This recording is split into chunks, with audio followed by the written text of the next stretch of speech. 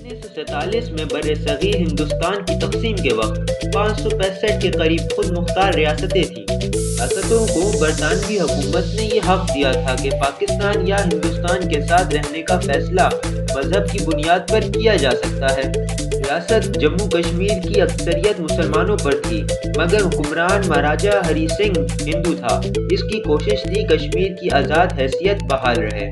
इसने पाकिस्तान और इंडिया से स्टैंड स्टिल एग्रीमेंट किया।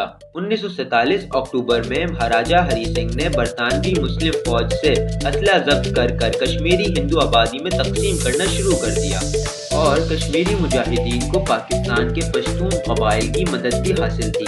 फिर हरी सिंह ने भारत से फौजी मदद की दरख्वास्त की। भारत ने इस शर्त पर हरी सिंह को मदद की कि वो कश्मीर को भारत के साथ इल्हाक कर देगा। महाराजा हरी सिंह ने कश्मीर का इल्हाक हिंदुस्तान के साथ कर दिया और खुद दिल्ली में पनाह लेकर छुप गया और पाकिस्तान ने इस इल्हाक को मानने से इनकार कर दिया, क्योंकि अभी स्टिल एग्रीमेंट मुआहदा बरकरार था और महाराजा हरी सिंह ने इल्हाक के किसी दस्तावेजात पर दस्तखत करने के मिजाज में नहीं था। 27 अक्टूबर को भारतीय फौज कश्मीर में दाखिल हो गई, जिस पर पाकिस्तान और भारत के दरमियान बाकायदा जंग शुरू हो गई।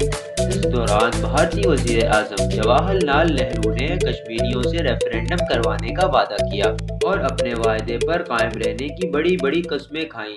भारत वायदे के मुताबिक कश्मीर का मामला अक़वाम मुत्तहिदा में ले गया, जहाँ 13 अगस्त 1948 में एक करारदाद पास हुई, जिसमें ये तय पाया कि कश्मीर में रेफरेंडम के जरिए ये फैसला किया जाएगा कि वो पाकिस्तान के साथ रहना चाहता है या फिर भारत के साथ। वो दिन और आज का दिन कश्मीरी भारतीय जबर के नीचे जिंदगी गुजारने पर मजबूर